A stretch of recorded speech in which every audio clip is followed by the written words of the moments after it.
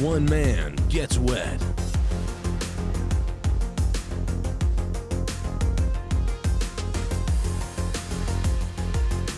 Tonight, one man, one AEW ring, one naked man. My God, die. My God, die. Tonight, an AEW superstar will rise as the TBS Championship explodes. As Jade Cargill lets a white male fan from the fifth rope come inside of her. Tonight, Jon Moxley has love-making pleasure scenes with a woman that's not Renee Pack It In. Tonight, Chris Jericho will call Cody Rhodes what's-his-face. It's AEW Dynamite. Where's what's-his-face? Tonight, Chris Jericho calls Cody Rhodes what's-his-face. Oh, what's-his-face. When I saw you have your match with what's-his-face, I knew you were going to be a star. When I saw you have a match with what's-his-face, I'm going to call you what's-his-face. Tonight, Jon Moxley and Chris Jericho go to the same dietitian and lose weight before they die. Tonight, AEW goes wild, especially for minorities. When one man, Tony Khan, steps in the ring with another man, Paul Levesque, what will happen when Chris Jericho is forced to masturbate to both of them slowly in the dark of night?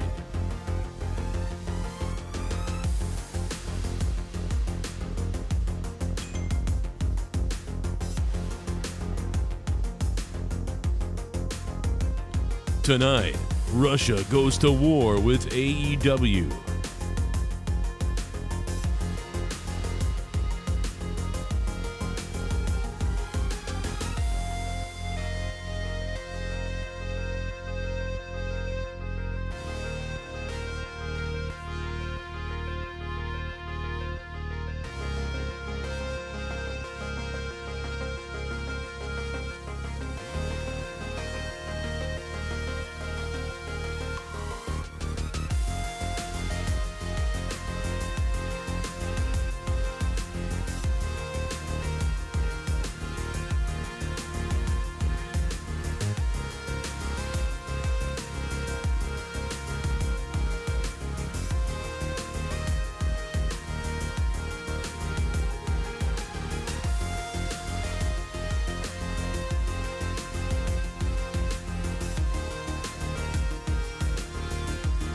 What's going on, wrestling fans? Tonight, Jon Moxley and Chris Jericho lose so much weight, everybody else is gonna be jealous.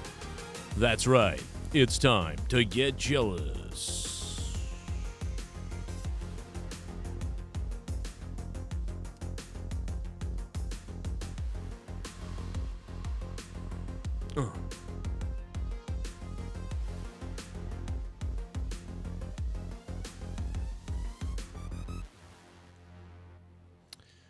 Well, everybody has already shifted to the war talk that's going on out there, apparently.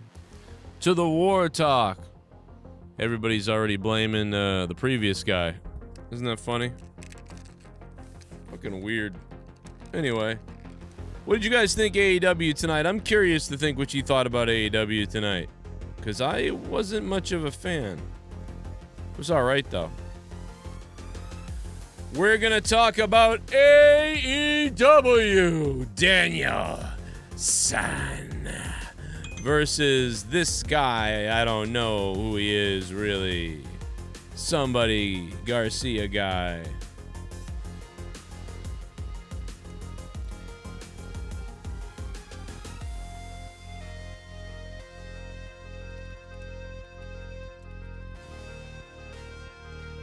What's up, Chad? Hit that like button and stick the thumb directly up my ass. Let's wait for the alert to go out to everybody. We need about 300 heads in here to make me wet. Did someone say Duke Nukem? That's right. It's me, Duke Nukem. The Revolution, baby. All we're missing is Cody Rhodes on that card. I'm telling you, man. If we had Cody Rhodes on that card, it would be beautiful. Look at this hat, man. Look at this hat. You're killing me, Smalls. We just need... Oh, my God, do we just need a Cody Rhodes match? Man, I'm really going to start missing the hell out of Cody Rhodes. Because, man, he was a big part. A huge part of AEW, no doubt. Man, Jim Ross was... What the fuck kind of crack was Jim Ross on tonight? I mean, dude... What was he doing? I mean, thanks. That's really awesome, you know.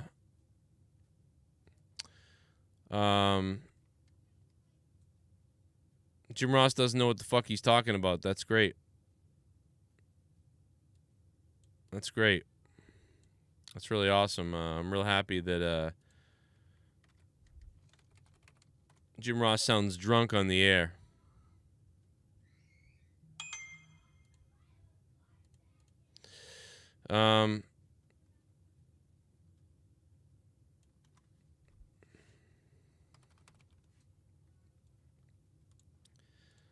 Yeah, I'm sitting here wondering why, you know, why in the world is, you know, Jim Ross, you know, Buddy Murphy shows up, and I'm just going to call him Buddy Murphy because he's trash. Buddy Murphy shows up, and it's like, oh my God, he's here. Oh, man, the rivalry with him and Malachi Black. We've all known about it. Malachi Black and Buddy Murphy, Muddy Matthews. Sounds like a goddamn dog or something.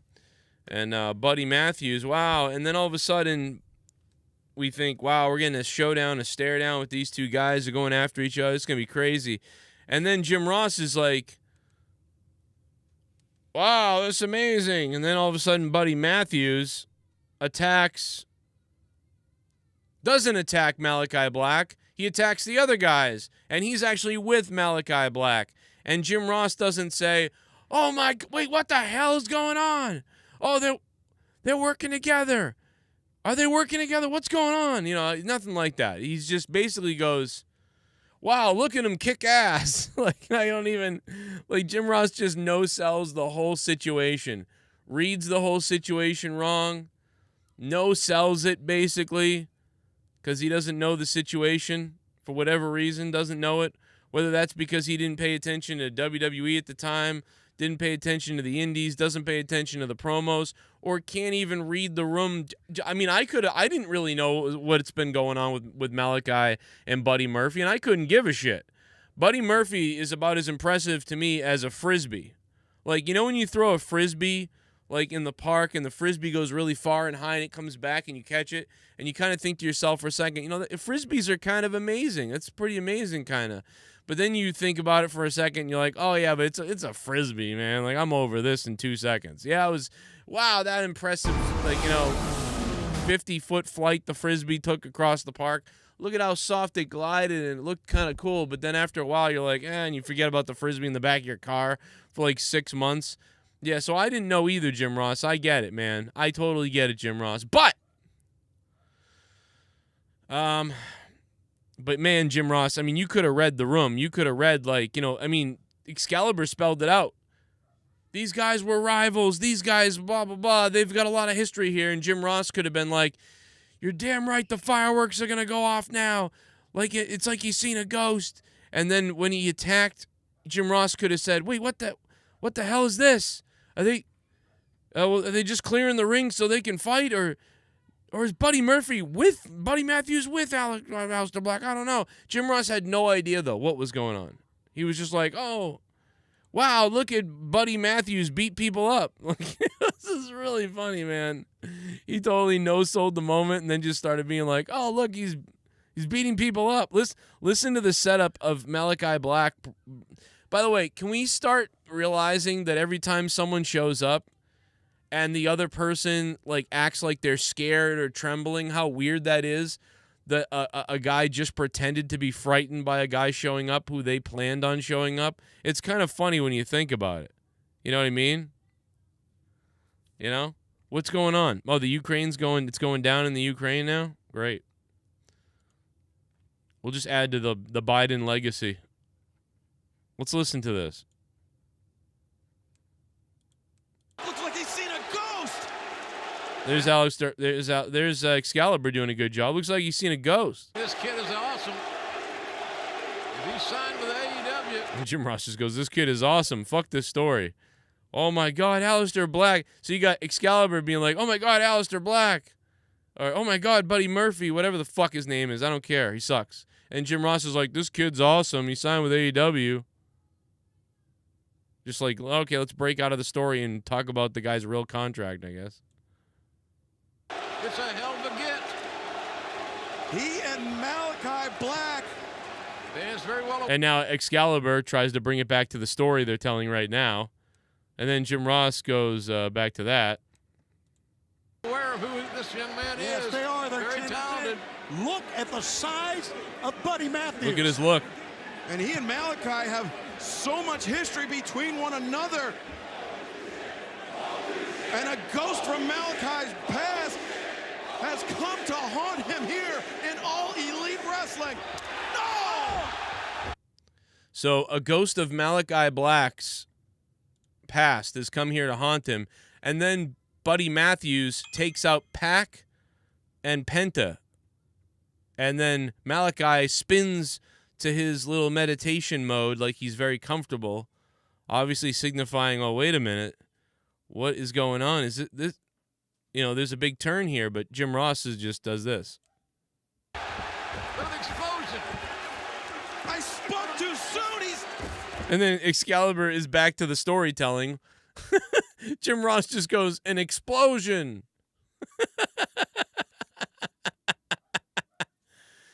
Oh, my God. I feel like I'm MJF and Jim Ross is CM Punk at this point. What an athlete this kid is. What an athlete this kid is.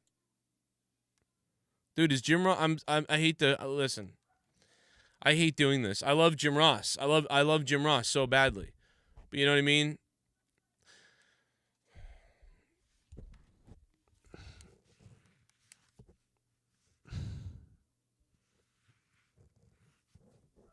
You know, I've been at work all week, working throughout early morning and then training for a new thing that I could possibly do at work to make more money.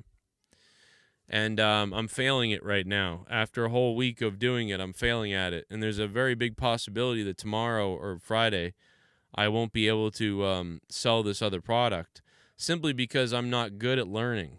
I'm not good at school. I'm not very good at it. I'm very bad at it. And today, the kind of like the depression sat in about it. But one thing that I do know how to do is I know how to call wrestling. And yet, I have to watch AEW where these guys are all over the place, off the page with each other. One guy's calling the story that's happening, and the other guy is underwhelmingly describing the physical attributes, and they're just butting heads on what is going on here. Almost a tug of war of, I'm trying to tell a story. You're just saying things, and you don't know what's going on. I'm trying to tell the story. Tony Schiavone is trying to call off of Excalibur. And Jim Ross is calling his own thing. Jim Ross is just in his own fucking la-la land. I'm sorry, Jim Ross. Like, what, you know, this is what I love to do. Oh, God damn it, this is what I love to do. Yeah, well, at some point, maybe it's time to move the fuck over. Okay, Droopy? Maybe at some point it's time to fucking move the fuck over. Because I have to sit after 12 years of calling wrestling on the independent scene and listening to so many other wrestling announcers on the independent scene who work regular jobs. And I go to work all week to learn something and I can't do it. Hell, I got a GED because I can't do school worth of shit. But the one thing I know I could do is call this wrestling show. And I got to sit here watching AEW on TBS, a national cable network in front of millions of people. And I got to listen to one guy trying to tell a story with Tony Schiavone also trying to layer in on that story, and a third person who doesn't know where the fuck he is, who doesn't know what the fuck he's talking about. And I gotta wonder to myself, am I really that bad? Am I really that bad that I was called down to WWE headquarters in Florida, and they took a look at me, and they said, you know what? We gotta go with Vic Joseph, Joe Cronin. We've got to go with Vic Joseph over you. And then AEW said, well, you know, we got to go with fucking a masked guy and a dude whose face is drooping to his chin, who doesn't know what the hell he's calling. Jim Ross, all night long tonight, didn't know what he was calling.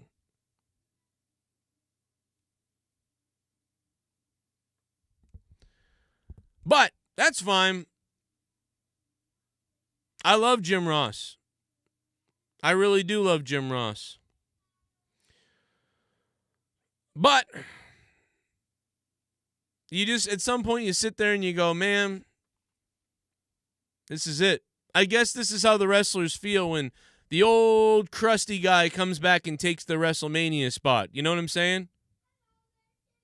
You know what I'm saying? Imagine that. I just can't believe how terrible this is. The guy debuts, and he sucks already, right? Because Buddy Murphy sucks. Okay? I'm sorry to tell you, Buddy Muttonhead, Buddy Matthews, Buddy Murphy, whatever you want to call him, Jim Ross thinks you suck because he doesn't care about your story because you suck. Jim Ross seems to care only when something is really good. Does Jim Ross give a shit? So that tells me that you're not important, because if you were important, Jim Ross would be exploding to the heavens. My God, he's here! Because that's what Jim Ross does, it seems like, with some people. And with other people, he couldn't fucking know. He doesn't know. Hey, guess who's coming in tonight? Who's coming in tonight? Buddy Murphy's coming in tonight. He's going to debut. He's going to show up with Aleister Black. Oh, wow.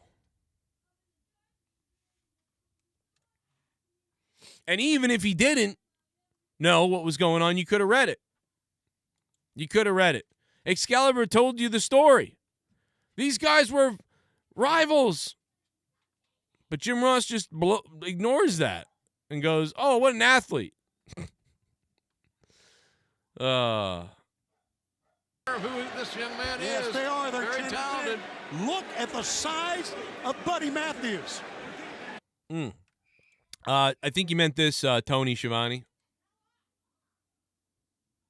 I think you meant this, brother. And look at his look. How he looks. And he and Malachi have so much history between one another. And a ghost from Malachi's past has come to haunt him here in All Elite Wrestling. No! What an explosion. I spoke too soon. What an athlete this kid is. Is Buddy Matthews part of the House of Black? Well, that's what you got to assume. And a big smile on the face of Malachi. Oh! The security detail just getting wiped out by Brody. Tony Schiavone and Excalibur are calling the story, and Jim Ross is just out in La La Land. Oh, boy. And hey, while this is going on and while we're talking about this, Russia called everyone's bluff. Russia called everyone's bluff. Russia was like, everybody was like, hey, Russia, if you do stuff, we're going to put all this sanction stuff on you. We're going to sanction you everywhere and do all these things to you, Russia. Don't do it. And you know what Russia said? Russia said, go do it, you idiots. And then they just went out and did what they do. How about that? Russia just called everybody's bluff. That's hilarious. You think they would have called Trump's bluff? I don't know. What do you think Trump would have said? You think Trump would have been like, if Russia does what they do, like, there'll be severe actions. Like, I don't know what would have happened. I don't know what would happen. But apparently that's what everybody was talking about. The Russia's going off right now. They don't care. But anyway, back to the beginning, dude. I thought the Battle Royal was pretty fun. I thought the tag team Battle Royal elimination for the most part was pretty fun. Again, like, JR had some moments in this where he kind of undersold this event. And I don't understand what was going on there. The one thing I'll say about Excalibur, man, is at least he's been consistent. That's what I will say. I mean, listen, if you ever ask me 10 years ago, 20 years ago, and you probably ask me 10 years from now, and you say, Joe, who's the best announcer in wrestling history? Who's your favorite announcer of all time? I'm going to 100% probably tell you Jim Ross. Jim Ross will always be my favorite announcer of all time. But, man, one thing I'll tell you is that Excalibur has been at least consistent, like a 7 out of 10 consistent announcer. Jim Ross, the old Jim Ross shows up, it's like an 8 out of 10. The old Jim Ross shows up, it's boom, it's like never left. But a lot of times he's just, pretty good at a 7. Much better than WWE stuff usually. But tonight, man, Jim Ross was a goddamn 3. Jim Ross was bad tonight. And listen, he'll admit it when he's bad. He might even tweet later if he realizes, I don't know. Not that I expect the guy to have to review himself every week. I wouldn't want to put that kind of pressure on anything. Every week, Jim Ross has to go on and say, sorry, I wasn't the best. Who cares? Whatever. You suck tonight, big deal. Be better next week. It happens. But it's just weird to see him fail like that. Like, be very bad. Weird. Very strange.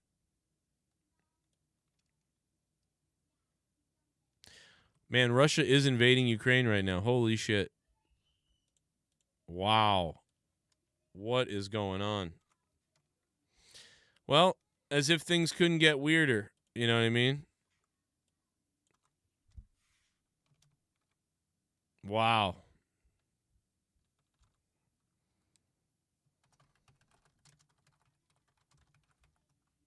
It's going off right now. Jesus. My feed is blowing up like Ukraine is right now. Holy shit, bro. This is crazy.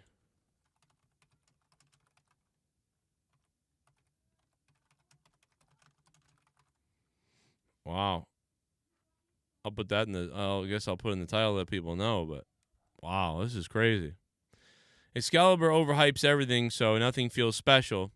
And in Jim, if you think that, I mean, tonight I think that's the thing. Excalibur, like, overhypes, like, you know who this guy is. No, I don't. And then Jim Ross is, like, underwhelming because he doesn't know what's going on. It was just weird tonight. It was weird.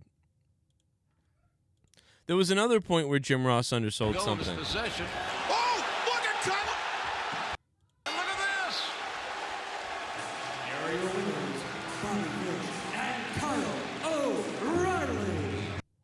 There you go. Kyle O'Reilly wins. And the tag team of Kyle O'Reilly and that other guy from NXT, we'll just call him What's-His-Face from NXT. They are good to go, baby. Now let's get it on. And look at his look! How he looks! Yeah. Oh, sorry, forgot about the donations. Here we go. Look at his look, he looks like a crook. Look at him, look like he look. Look at his look, that he looks. Look what he looks like a crook. I'm coming for you, crook in the nook. I'm coming for you, I look like a crook. And look at his look! How he looks! Look at his look, how he looks. Look at his look, how he looks. Look at his look, how he looks. Look at his look, you get shook. Look at his look, you getting shook. Look at his look, how he looks. Look at his look, he looks like a crook. Look at his look, you getting kinda shook. Look at his look, how he looks.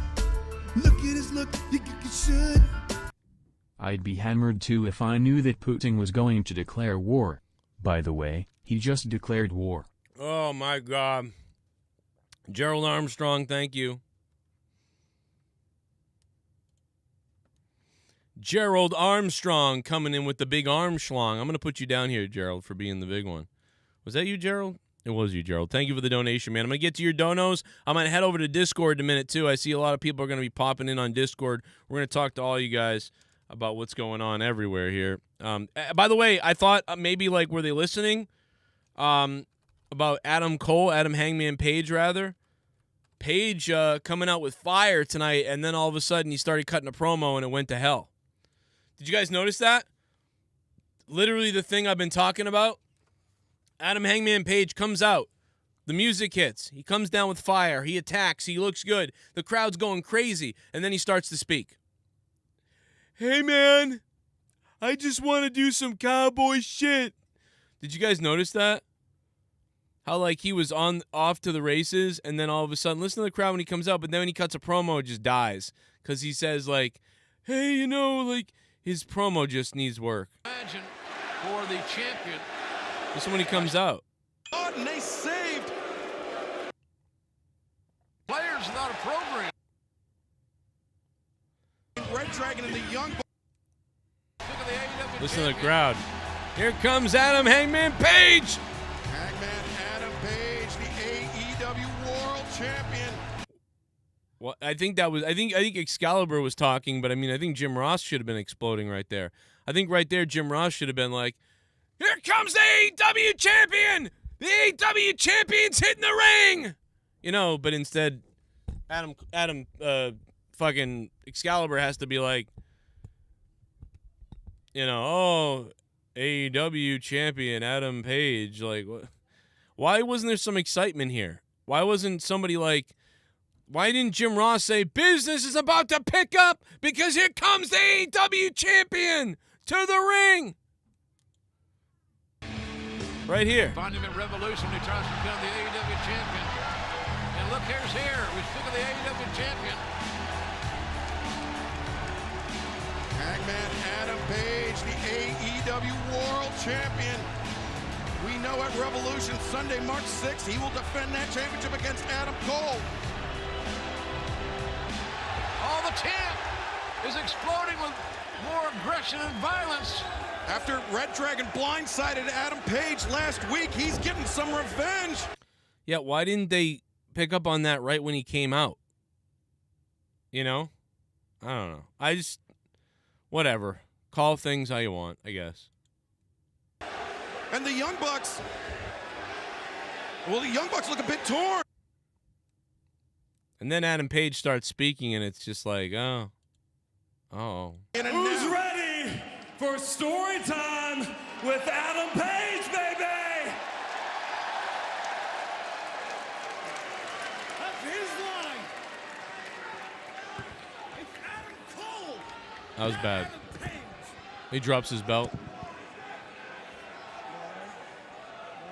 That's our tale begins in 2008 when a young, overconfident, smug little prick named Adam Cole. And now here I come to tell you about cowboy shit. Man.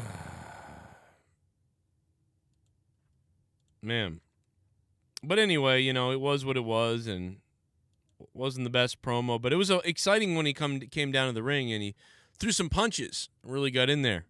You know, I like that part, no doubt. What up, everybody? Looks like my little lass needs a shaving. Oh, my Please God. use this for my belt. Pure country in the house. Oh, my God, no. Look who it is. The Renegade Joe Compton from Pure Country. The new Monetize This championship is heading to the Renegade before it heads to Tex, apparently.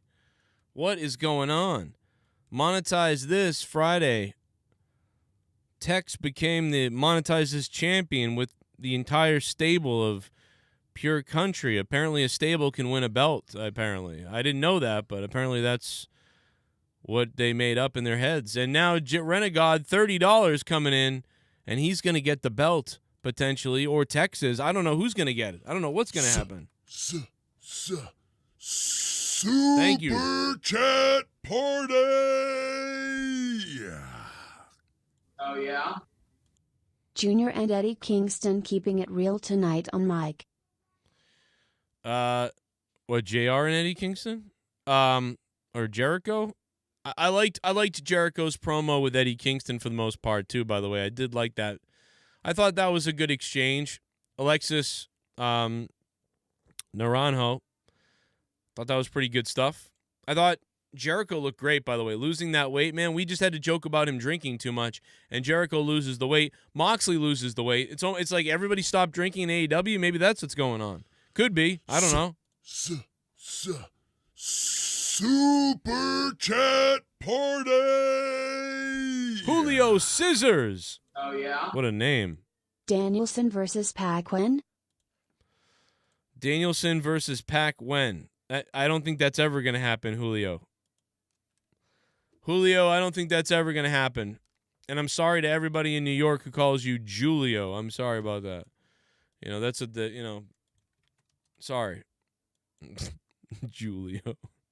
This ADHD Jew, or whatever the hell MJF called himself. This ADD Jew boy. Is that what he called himself tonight? An ADD Jew boy? By the way, MJF ripping me off. 2 hours before AEW Dynamite went on the air, I basically put out a tweet about how miserable I am with myself because I can't even learn things. And because my ADD is so bad, I'm like retarded. And I was kind of down about it. And I put out a funny tweet about it because I think it's fun to make fun of myself. I enjoy making fun of my own faults because what can you do but laugh about it? And then literally fucking AEW started an hour after I put this tweet out. And MJF started talking about how he couldn't do work in school rather and other things because he's ADD and all this stuff. And I just thought it was funny, man. Nice job ripping me off, MJF. Real cool, huh? Huh. Maybe Joe got ripped off by MJF, huh? Trying to play the victim like me? You idiot? Huh? Oh, I got ADD and ADHD, I think I saw Joe tweet that. I think that's a good story to go with. And I'll go out and cry in the ring. Great job. Great job, MJF. You're a little late. A little late, bro. Go look up the time I tweeted it. Scumbag. Copycat. Piece of shit. What kind of hobgoblin copies a guy pathetic victimized ADD tweet from an hour earlier and then makes it his story? That's weird. But hey, it's not unexpected, no doubt about it.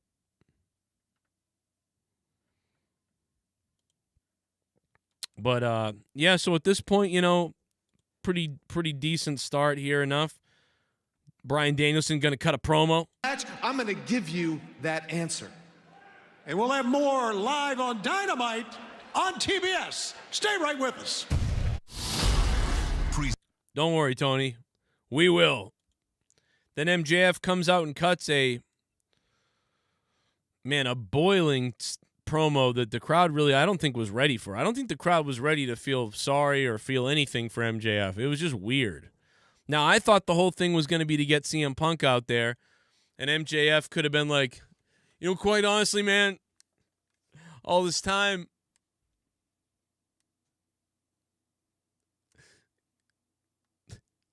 maybe I know why I'm mad at you, and I know why I'm the way I am, because I thought you left me, you abandoned me, and I treated you like for some reason you were like a father or a role model. And even though you didn't do anything, it felt like you did. Man, it felt like you stabbed me in the back. And I've been projecting that for years on children, fans of mine, on colleagues, on the fans in this crowd. I've been projecting that onto them. Little kids meet me and I give them the finger. But all I ever see is, that's what you did to me. It felt like you gave me the finger. It felt like you told me I wasn't good enough. It felt like you told me I wasn't worth shit. And that's exactly...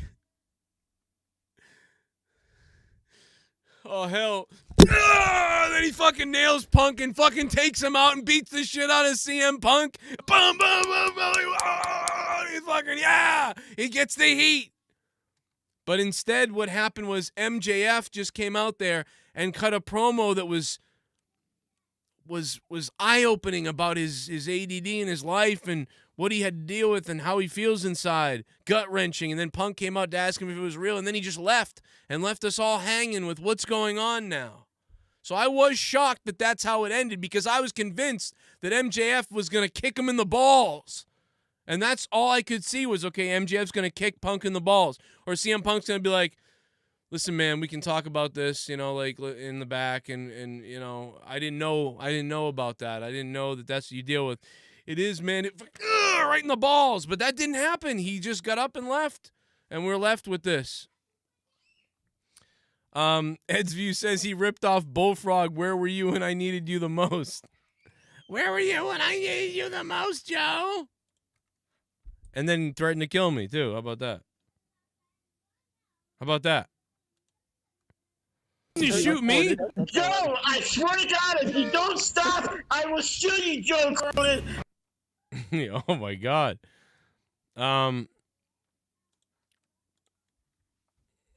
Do I get an acting award for that or no? I don't get any kind of awards? I mean, come on. I don't get an award? Like, where's my award? Shout out to the Renegade, part of the Monetize This Championship stable, the Proud Boys. Pure Country, for winning the Monetize This Championship and for that $30 donation. Thank you, sir, and for your service to this country. You may be serving the country of Ukraine very soon. Actually, Renegade, you might be going away. Oh. What if the turkeys ate us? What if they filleted us? What if they killed us and ate our children? What if the turkeys ate us? What if they filleted us? If the turkeys ate us, if they had to hate us. Thanksgiving was a little bit different. Instead, the turkeys ate us. They gobbled us apart. But first they'd eat our nuts, and then they'd eat our butt. The turkeys ate us. What if Oh my God, Cyclops is beating Mustang Man right now in the viewership. Oh my God. What if the turkeys ate us? I can't believe that. What if they ate our fucking nuts? What if the turkeys ate us instead of mashed potatoes? Instead the turkeys ate us.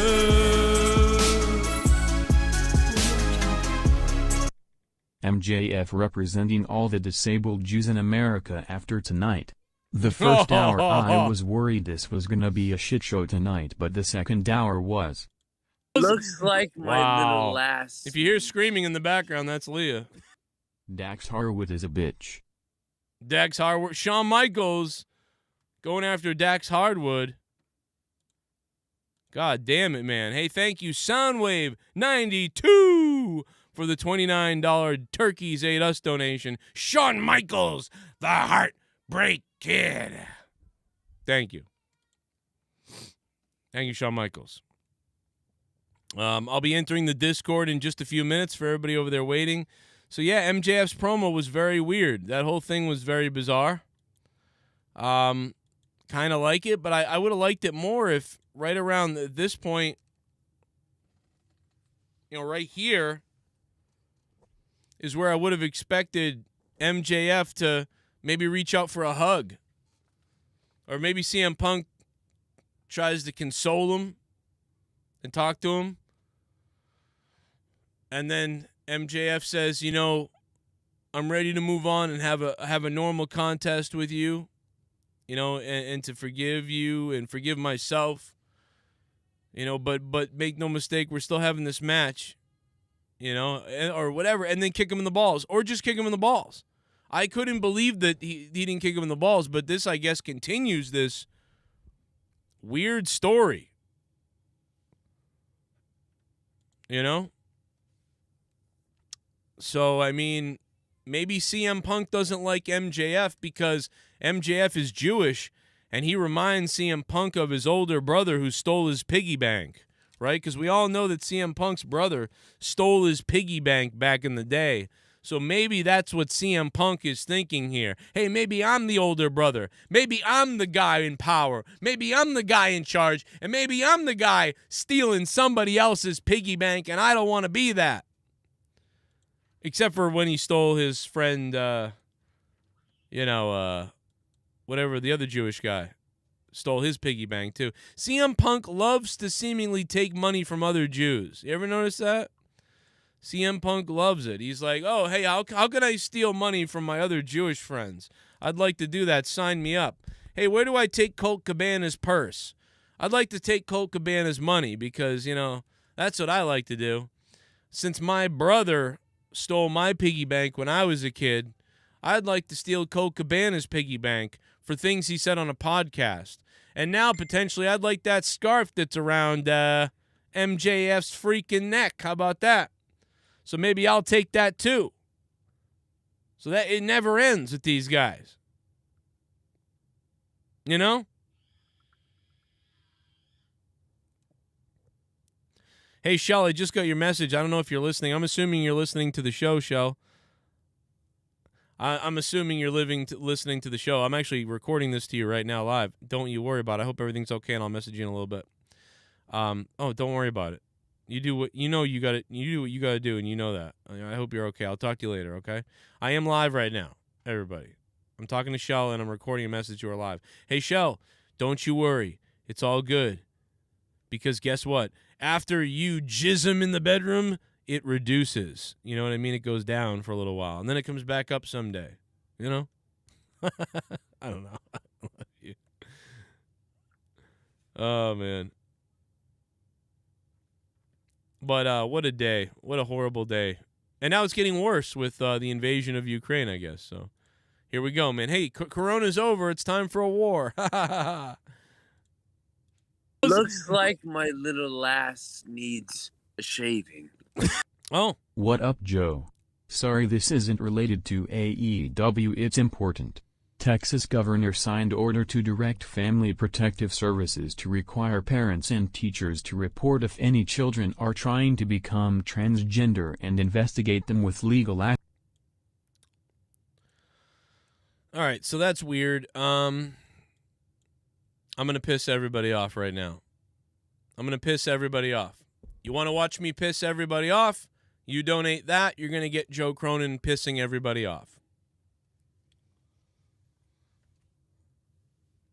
If I don't think Texas should be passing a bill to investigate people necessarily, right? So I pretty much don't really agree with that. Passing a bill to investigate people who want to get things, whatever, that's weird to me. But I also think it's weird to have a child cut off their dick when they're 14 or 15, when you can't even get a tattoo of a cat on your back. You're not supposed to drink when you're 15. You're not supposed to get a tattoo when you're 15. You're not supposed to smoke cigarettes when you're 15. There's a lot of life choices you can't make when you're 15 because you're not smart enough for it yet. You can't drive a car when you're 15. You can't even get body art tattooed on yourself at 15 because God knows if I had done it, I'd have a big fucking corn tattoo on my chest and Jonathan Davis's face, and I would look like a fucking asshole. So you can't do any of that, but you can chop off your pussy. You can attach a cock. You can chop tits off. You can chop your balls off. Doesn't make any sense. Neither thing makes sense. Having a bill that says we're gonna find people that do whatever, that's weird, right? Texas is weird. That's weird. It's also weird that you want your kid so badly to have their privates chopped off. That's a little bizarre as well. So let me say, when you're 18, if you want to start hacking off your body parts, go ahead. And if you're 18 and you've decided that you're becoming something else, or that you've always been that way and now you're going to make a change, go ahead. That's okay, right? You got to live with whatever you do. I don't know, 70% you'll end up liking it. I think it's like a 70%. Does anybody know the real numbers? I don't really, but I think they're 70%. I think it's like 20% kill themselves, like 10% change their minds later, 70% live happily ever after, right? So, boom. Hey, man, 70% chance, that's not bad. If there's a 70% chance you're going to be happy you chopped off your junk at 15, I say, hey, that's not a risk at all. So, as far as that donation goes, hey, man, I'm in the middle on this. I got to be honest. I don't think we need to go hunting people down for whatever, but I also don't think we should pass laws that get kids. How about when you allow kids to get tattoos, then I'm on board. Let's get the tattoos out there first, okay? Can't even put art on your body. Why couldn't I get a tattoo of corn on my body when I was 16? I really wanted it. I really believed in it. I really wanted to do it. That was who I was. I wanted to have that tattoo. I got angry that I wasn't allowed to get it. And I didn't want to go to the guy who would do it illegally who sucked because I knew it wouldn't come out right. But we can hack our body parts off. I don't understand it. It makes no logical sense at all. But I don't care. In the end, I don't care. It's not I didn't do it. I'm not doing it. So I'm not really that worried. Looks like my little lass needs a shave. Jim Ross on drugs. Joe, I want to point this out. You said about Russia-Ukraine that Putin called everyone's bluff and nobody is doing anything about taking over territory. This isn't true. The US has imposed sanctions and Germany has canceled an oil pipeline with them. That's the bluff. That's the bluff. No, I'm considering that the bluff, Debe, better than Putin. Do you understand? I'm considering that the bluff. If you say, okay, if you do this, we're going to war with you, then maybe he doesn't do it, right? If you say like, yo, we're going to war with you. Dude, what the U.S. and the world did, and especially the U.S., what they did was say like, hey, we're going to put these sanctions on you. That will stop you. How do you like that?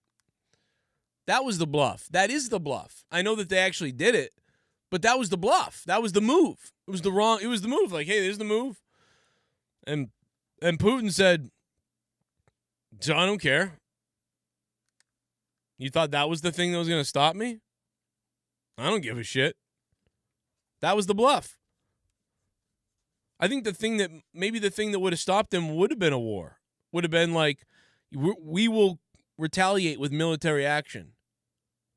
What you did by saying, let me explain this. What you did by saying, we're going to take away the pipeline.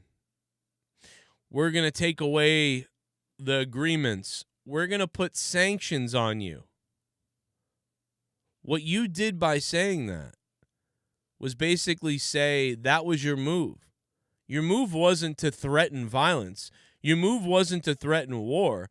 Your move wasn't to say, if you do that, we will fight you. You will be fighting us. There'll be a war. Or if you do that, we will strike back accordingly. Nobody said that. They said, if you do that, we'll take away your pipeline. If you do that, we'll sanction you. That's all they said. So he was like, fuck that. So that's what I mean. I don't even know what's going on, to be honest. I don't know. I haven't been reading the news tonight, nor would I even know what news to read at this point. But Vladimir Putin announces a special military operation. The Russian president, in a televised speech earlier Thursday, said he has authorized special military operation. Now, a lot of people have said that he's announced war. To me, this doesn't sound like he's announcing war, although it could be that he is announcing war by calling it something different. Hey, we're authorizing a special military operation. Oh, you mean by bombing this country and taking over the... Yes. Like, I don't know. I don't know what he's doing. I honestly don't, because even the news don't know.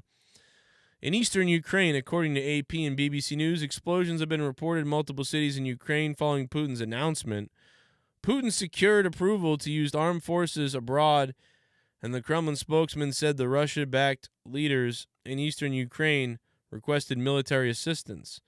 So it sounds like maybe that Putin's going in to get the Russia backers out of there or to protect them.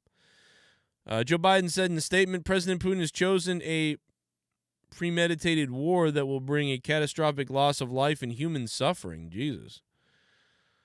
But also, remember, you're not black if you don't vote for Biden. So I hope you voted for Biden, all you black people out there. I always like to remind people that you're not a black person if you didn't vote for him, because that's what he told you. Looks like my little lass needs. Well, we'll see what happens going forward Pico tonight. here. I thought I left a frisbee in my car for 6 months too, but it was just a cat. Oh. Gotta send Rocky Balboa back to Russia. Take Auntie's face loses to her butt. Dead-ass Jerry Lewis being accused of sexual harassment in 1963. How about Ty Conti coming out like a whore tonight? Man, nobody likes her, huh? Nobody likes Tay Conti. Nobody likes Tay Conti. I mean, just, man, she couldn't have come out. She could have come out to a pin drop. It would have been the same music. Ty Conti, man, she sucks. Let's go real quickly and take a look at what I said about her tonight. Oh, I called her the home-wrecking whore. I found Tay Conti, I mean, I think she's like a sweetheart maybe in real life. I don't know, but I'll be honest. Tay Conti might be a sweet, beautiful person. She might be so lovely and such a nice person and a good friend and all these things. But, man, she just comes off like she sucks on TV. The home-wrecking whore got zero reaction is what I wrote, besides some boos. Hey, Jade! Dude, when you got the Bunny is going for the TBS title and Tay Conti is going for the TBS title, man, that was so bad and lame. God, they were bad. That ending to Jade's match was pretty good, but the match before that, it was such a bad match up until that point. And we don't need to go into the Malachi Black stuff anymore about how Jim Ross doesn't know who the fuck Buddy Murphy is or whatever, and that was weird. Chris Jericho, Eddie Kingston cut pretty good promos.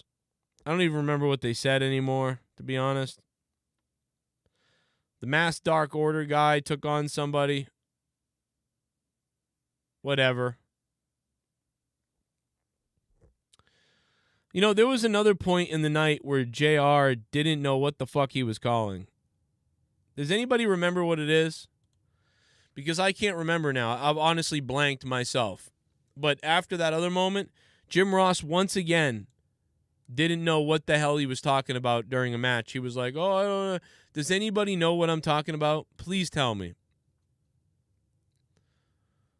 Because I don't know and I don't remember.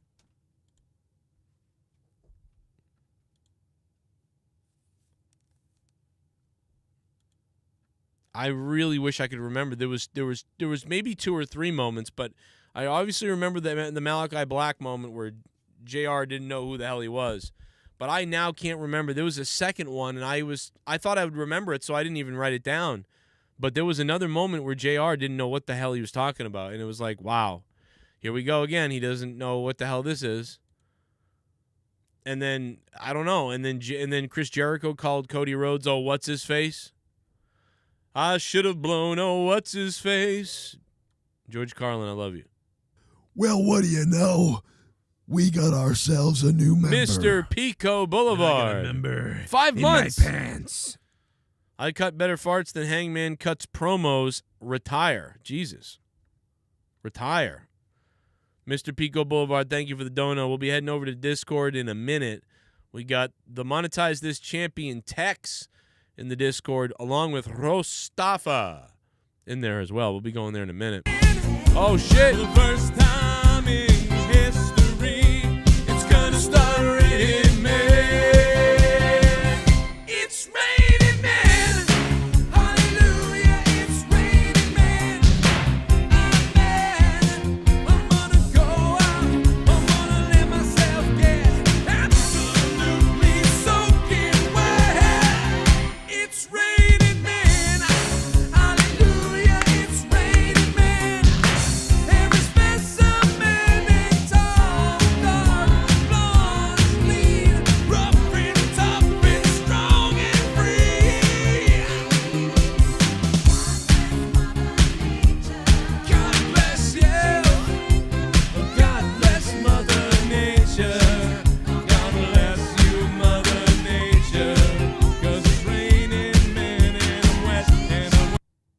I give a 6/10 with the exception of the promos and the debut of Buddy Matthews. The show felt meh.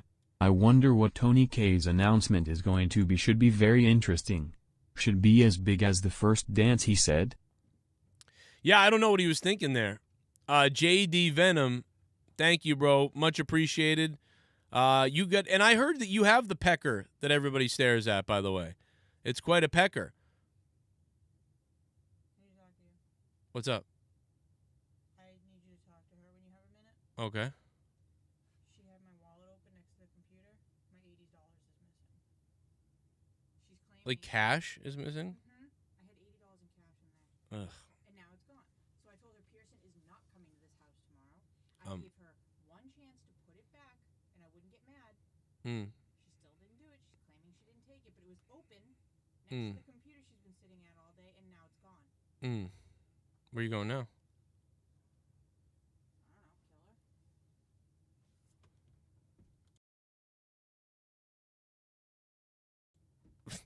don't know, kill her. All right. Apparently, the kids took money from Leah, and I don't know. I don't know what you want me to do about it right now, but hey, I can't do it all. Daniel Bryan putting the crossface dildo wing on this guy. Who's this guy that he wrestled, by the way? Because I still don't know his name. I thought something was wrong. I stole $80. You know, my daughter, she goes in this people's stuff and takes it and then hides it and then laughs. You know, when kids do that, they take something, they go, "Oh, let me take your," like, "Hey, don't go and take my favorite watch, please." They go and they grab your watch, and then they run away and they go hee and they hide it, and then you go, "Hey, where's my watch?" And they go, "I don't know. I don't know where your watch is." "You take my watch?" "No." "You took my watch, didn't you?" "No." That's what she does. I thought something was really wrong. I was like, "Oh my God, what the hell's going on?" $80. You know how you get $80 back from a kid, man? You just hang them upside down by their feet for like 15 minutes. And you spray them in the eyes with water.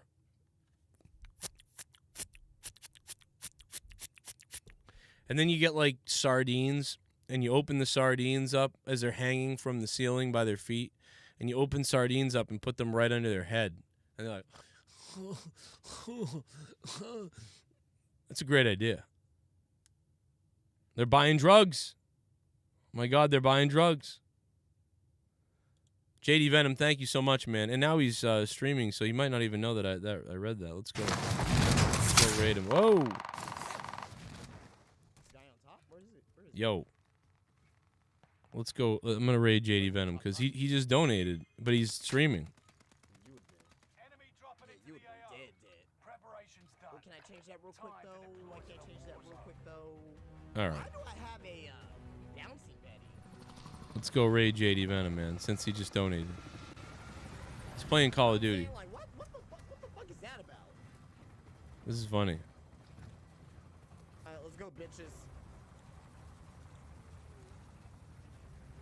Let's turn water into wine or men into, I don't know. He goes, let's turn water into wine and men into, oh. Just lost my game. Oh my God, bro, that was dangerous. What are we turning men into? Where we going?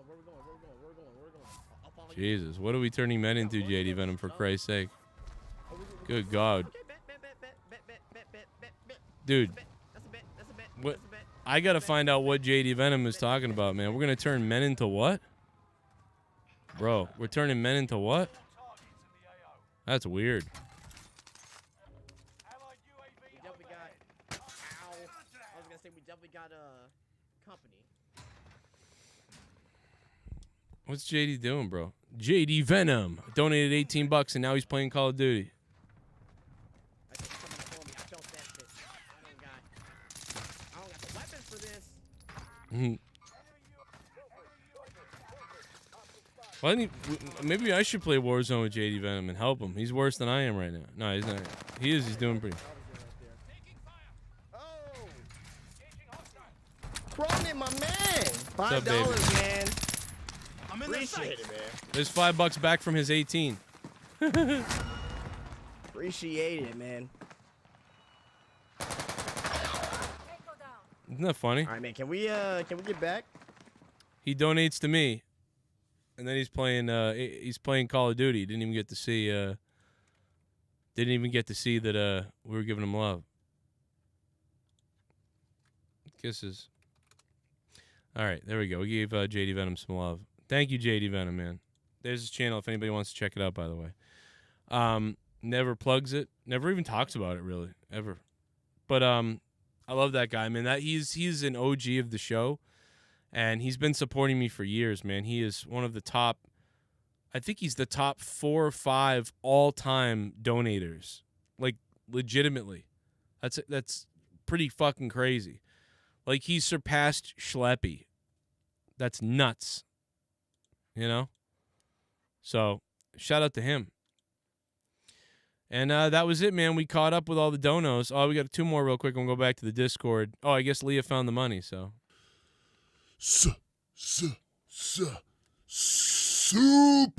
Chat Party! Oh, yeah? Thought the Renegade won TV title then shot himself. Thought the Renegade won the TV title then shot himself. Mr. Pico Boulevard. Thanks for the dono, man. What's up? What up, baby?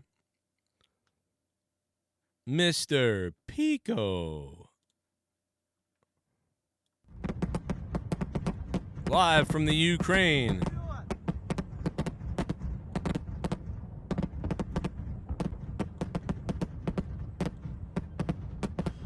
That looks beautiful. What is that? Super Chat Party! Oh, yeah? Hello liberals, look up Hannah Tubbs. This is why Texas did what it did. Okay, Texas did something where they banned people from taking kids and having their body parts chopped off. Let's go find out. Hannah Tubbs. More disturbing, Hannah Tubbs' jailhouse calls surface an email showing Gascon's office aware weeks ago. I don't know what's going on here. California trans child molester Hannah Tubbs gloats. That's weird. Child molester bragger about light sentence, soft on crime, DA faces recall. The transgender woman convicted of sexually assaulting a 10-year-old girl reportedly boasted about her 2-year sentence. What does that have to do with people getting a transitional surgery, though?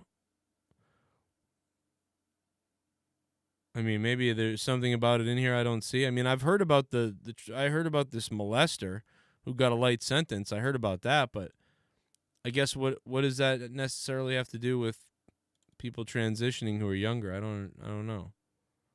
Wow.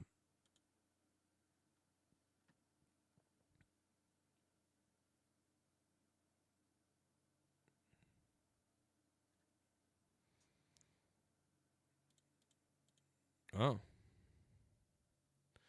Missile attack on Ukrainian air defenses brigade in Novaya.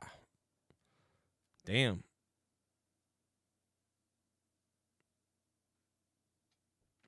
Well, I mean, Putin wants to bring back the Soviet Union, probably, is what it seems like. That's me, but I don't know. Let's hear from Cumstar. Listen, here's the deal. Ukraine had a bunch of nukes, and they gave up all their nukes as long as NATO would defend them. For those that don't know what NATO is a group of countries that have partnered together, and they're like, you know what, we're going to be the Avengers, right?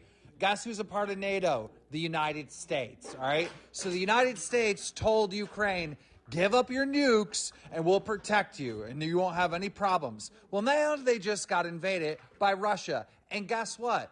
Us, the Avengers, NATO, is going to have to fight, okay? Don't listen to this bullshit with Joe Biden and everyone else like, oh, we're going to put sanctions and we're going to sanction this and we're going to do this. And bro, we are going to fucking war. There's no other way. Like, literally, there's a treaty with Ukraine. We have to defend them. Bro, I'm telling you right now, this is a goddamn mess.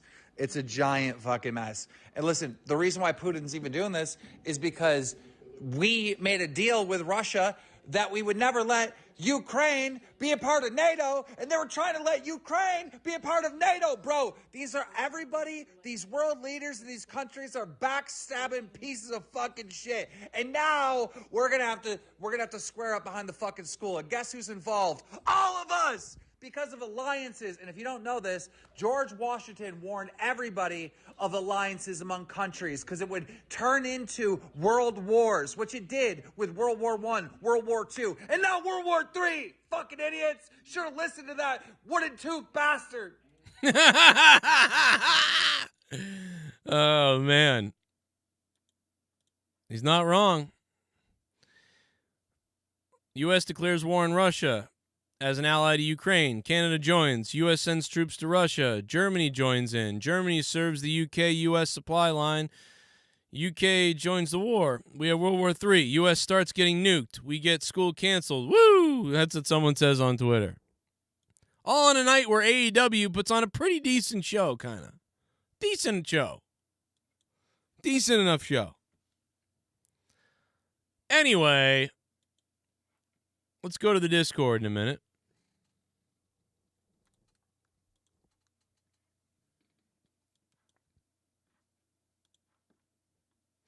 We're gonna need a few more. He's not wrong. He called Brandon's bluff. All right, let me jump in the Discord here. Joe, take a deep breath. What is going on, Cronin? Hey, what's up, baby? It's Pure Proud Boys is here in the Discord. Hey, Joe, can you do me a favor? Speaking of which, can you do me a favor? Can you bring text? Chat party! Oh, sorry about that. I got pause the donut. Oh, yeah? Oh, yeah? Where do you think Karrion Kross and Scarlett are going to show up? Cheap motel. They would be great additions to you.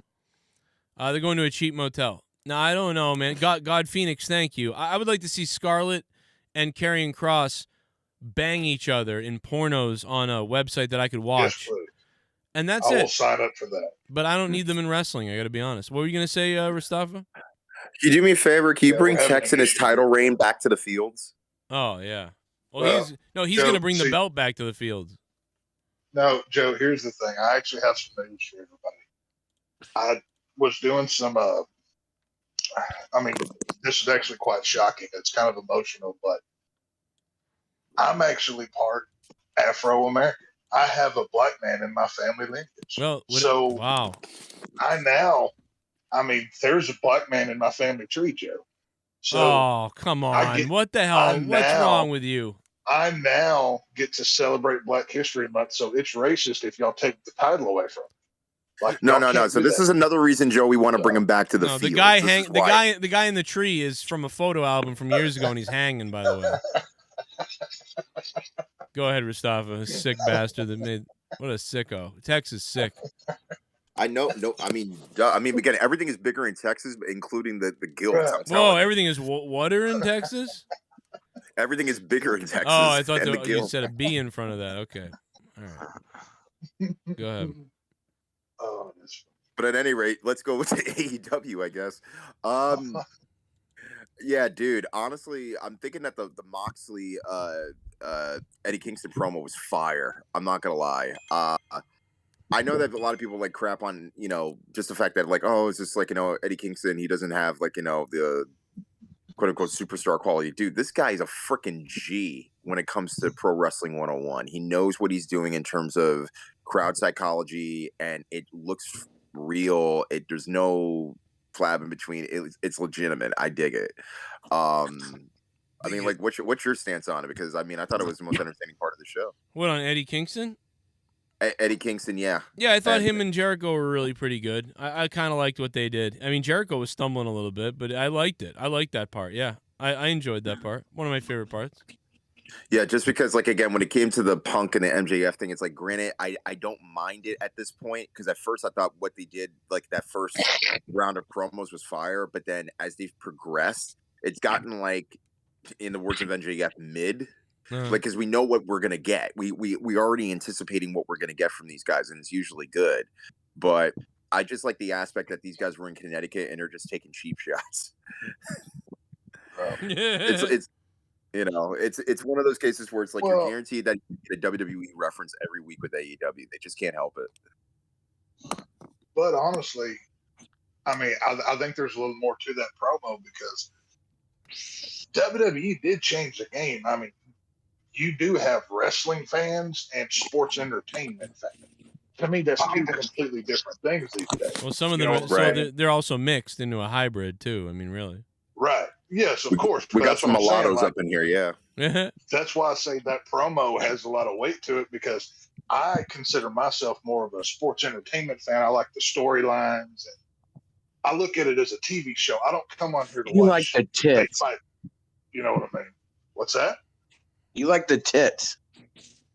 Well, of course. Who doesn't? Are you a homo? No. So, well, there you go. Come on, man. Get with the program. Yeah. So, you know. I was wrong. It was the pretty good renegade that killed himself. That not renegade. It was renegade. Remember Was in it my in the donation? field that he killed himself? Was it Same in the people. field? No. It was not in the Renegade, field. renegade, it's either or. Actually, the only thing I could be called right now is After he beat co-fucking Arn. champion. Wow, look at that. Look at the two. Look at the weird dick fear. The dick fear of you two. Monetize this champ and monetize this co-champ renegade. Look at this. They are the champions. They're co-champions right now. So it's just so we're clear and all ears are present. This is real simple. This is an individual title. It will be defended individually. So I'm taking first defense. He's taking second. We own the title. So if on the next time it's to be defended, I'm took down, we both lose the belt. But let's say title defense comes up, I win, it stays with us, and then my boy defends it next time. So all fair, all equal. Come get it. So wait a minute. So if one of you guys loses, then you guys are the sole surviving champion, in which that you have to defend that, and if you don't defend it and keep it, you pretty much are going to lose it. Like I said. Freebird rules, Like I but rest out.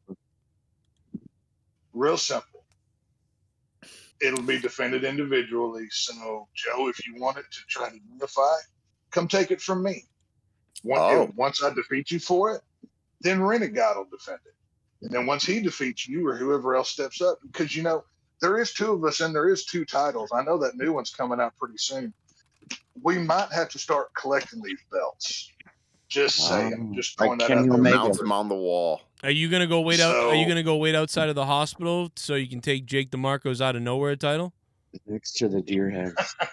You sick pervert. No, Jake's a good old boy. No, dude, I'm fine. You know, he can have it. We just want. Which one of you is Terry Gordy and which one's Buddy Roberts? Oh, Texas Bam Bam Gordy. No. I'm the Michael Hayes here. I'm the Michael Hayes.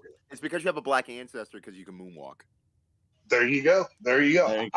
As a part Afro-American, you can't call me racist anymore. So y'all just cut that out right now.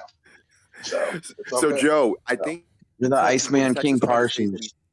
Texas trying to challenge all Yankees right now. I think that's what he's doing. Probably, yeah. Hey, I'm a damn Yankee. I'm from Indiana. What? Yeah, a Yankee or a red state. Being from Indiana makes you about as Yankee as a fucking goddamn turkey as a fucking brain surgeon. Hey, I'm north of the Mason-Dixon, just so y'all know that. You keep this up, you're going to be in the Mason-Dixon. Now, let me tell you something. No, I'm just... hey, are you worried? Somebody with a goddamn big pair of balls to throw me that way. Oh, my God. He sounds like Jim Cornette right now. Jesus, Joe, what have you done? Really? He's he hates Trump? But Joe, are you worried about you're going to have to go to Ukraine? Are you worried about that? Not at all. I ain't worried about this bullshit. Okay, that's good. Because I don't know what your position is that you could ever be called up for this type of shit. Grab your musket, brother. Just like I've told everybody at work, because I've had several people at work ask me about this. Yeah. I ain't worried about it until my phone starts ringing. Okay. Because it would be kind of interesting to see, you running, killing a bunch of Ukrainian people, Russian people, who are breaking into a Ukrainian village, and you're running around taking them out with the monetize this belt around your waist, covered in blood. Yeah. Goddamn right. That belt ain't going nowhere, son. He's just gonna take a belt and whip people. Imagine that he waffles someone in the head with it. He makes, and even if they blow him up with the belt on, and like we lose the belt forever, but some reporter snaps a photo with him like pistol whipping a guy as he runs out of bullets. I'm coming, Elizabeth. Whip. I'm coming, Elizabeth. Everyone in the news is talking about what's up with this U.S. soldier. His name was Joe Compton. He passed, he was killed in the line of duty, but he was wearing this belt. Like, what does this mean? And then I'm on like NBC and everything talking about what the belt means, and he was the champion, and we're all, and I mean, this is morbid, but I mean, what a hero Joe Compton would be. He already is one, but I mean, he's a redneck of a hero. I'll tell you that. Well, he's already a hero, but he'd be a real war hero then, like a real like a famous one that people would know, like everywhere. Right. But in the same breath, if let's say like somebody who heroically died in battle, or just somebody's like, oh, that guy. Hey, speaking of being in Indiana, could you go by a former friend of mine's house and snap his wrist? Just snap his wrist? No, I'm just kidding. No, I don't know. I'm just kidding. I don't know. I'm just joking. I don't know. But so he is in the same town as me. I just don't know where the fuck he lives. Wow. What would you do if you found him? I'd probably buy the motherfucker a beer. Yeah. Oh. Can you imagine how funny it would be? Like you go there and then you cut a promo in a bar as the champion, and then JB is like, "Ha, Joe, look, I'd rather hang out with this guy than come on and even talk to you." Like, ha, you fuck. And then you guys like hold up the belt and like, you know what I mean? It'd be crazy. JB's always welcome in Pure Country. We're always looking for new members. Imagine oh JB. my God, the Reaper is hilarious right now. Joe, just give us all the Jews the belts. Yeah. Oh God. Well, that's what CM Punk would say, wouldn't he? Oh, I'm part Ethiopian, so again, I love all my Jewish brothers and sisters. You're part Ethiopian. Oh my God, everybody fucking put your food under a fucking safe. All right, so let's go ahead and take another. I'm sorry. At least you're not going to get fired like Jim Cornette. I just wanted to be Jim Cornette for a second there. By the way, when that came out, honest to God, it passed by me for a second, but then I like rewind it. I'm like, okay, let's see how far this goes. And then eventually he got fired. I was just like, well, I mean, it ain't the 80s anymore, but hey, all my Ethiopian brothers. I was shocked that, I mean, it's such a weird dated joke type of thing, but it just seemed like it wasn't that big a deal, I didn't think. It was super 80s, I'm telling you. It was 80s, but. And when people want to say, oh, like Jim Cornette still lives in the 80s, well, he kind of does, because that's all he that's his style. Really knows is the peak of his wrestling fandom. I don't get why MJF makes basically MJF tells the type of crass stuff that of the current era. You know what I mean? Yeah. So why does Jim Cornette? I don't know. I guess I don't get it. Like I feel like MJF could say that. Like if MJF said, "Hey, why don't you go fucking chase a fucking meal?" The thing is that he can't, because ultimately, just recently on Twitter, a number of weeks ago, somebody tried to call him out as far as because I don't know if the guy knew that he was actually Jewish, but MJF is Jewish, and he practically was talking about I'm also a minority. You have not know he's Jewish. Come on, are you blind? But that's the thing. The internet's an interesting place, Tex. Trust me. Man, we have a retard society. It's unreal. Of class of what you can and can't do. It's just so weird. Idiocracy at its finest. Yeah, it's just a mess. I just basically think everything's on the table, and I just don't really care that much. That's my own take. I just choose to not believe it's real. You know what I mean? I don't care. You fucking call me. I've been all kinds of weird shit made up that I've done. Oh, he hates this or that. He's this type of person. It doesn't matter to me.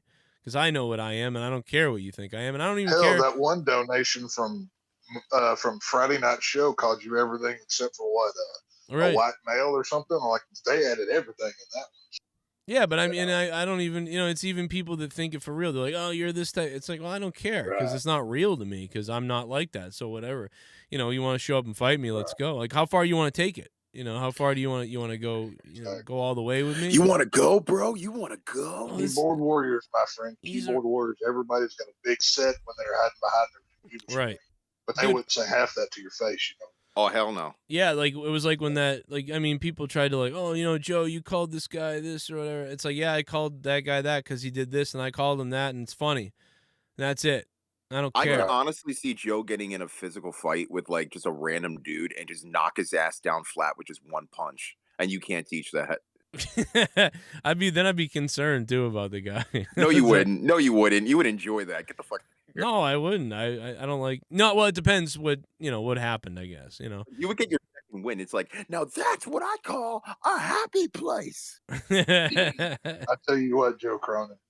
If you want to fight a real white man, I will meet you in the steel cage. If you want to fight a real white man, what the fuck?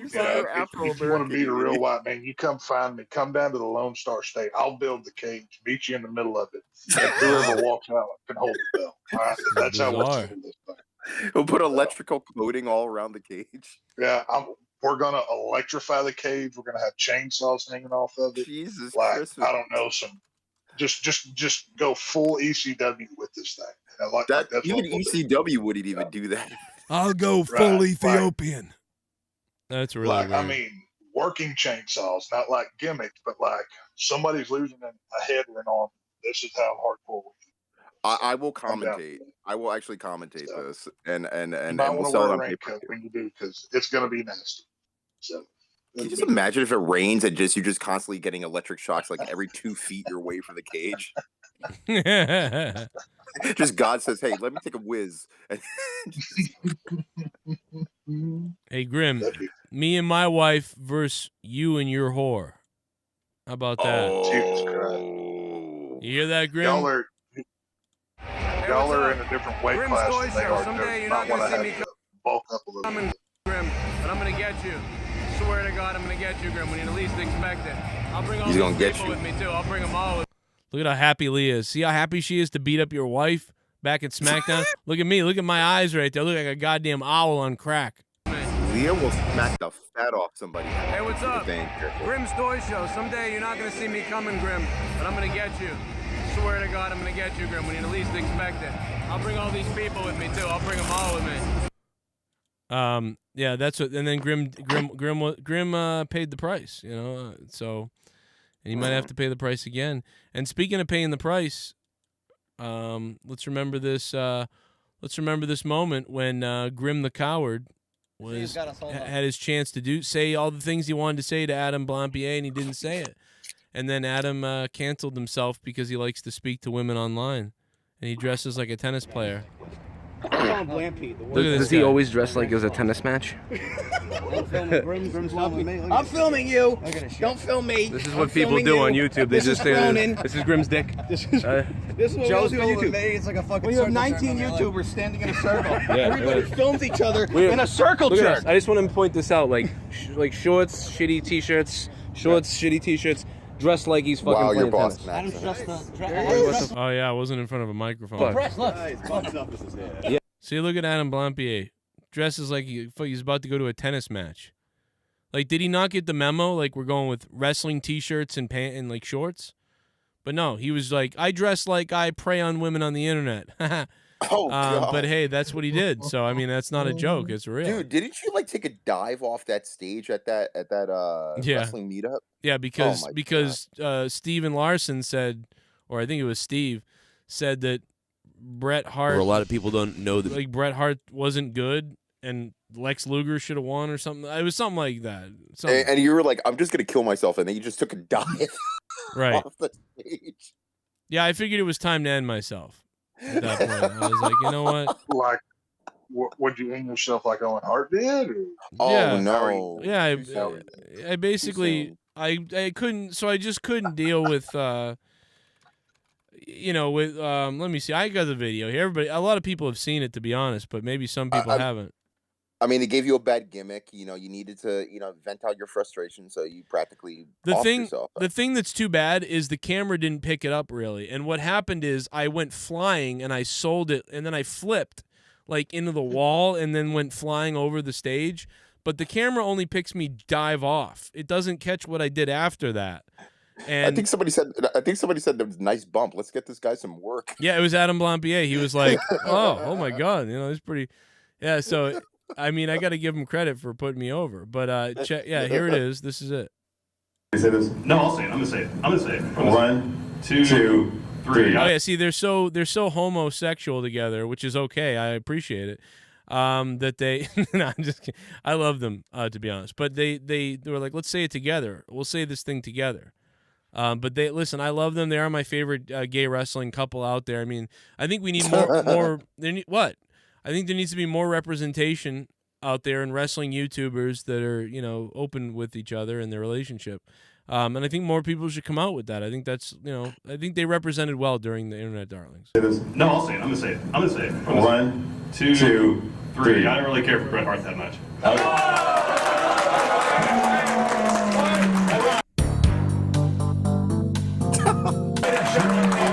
Look at now. JD knows because he's not happy either with this, obviously. But he looks to me here because we're like, and we're debating. We're kind of obviously in our little club right here, me and JD. Botchamania, can't believe it. Botchamania is staring into the sky, probably looking for Owen. Adam Blampier is got his Adam Blampier. He went the other way. He's got his hand buried in his eye because the internet girl he preyed on the night before in the hotel room gave him pink eye. Oh man. And I'm just beside myself, and JD's looking at me like, "Oh, should we jump?" Almost as if to say, like, "Should we actually hurt this guy on the stage in front of everybody?" Or like, I don't know. Bret Hart is the most overrated champion of all.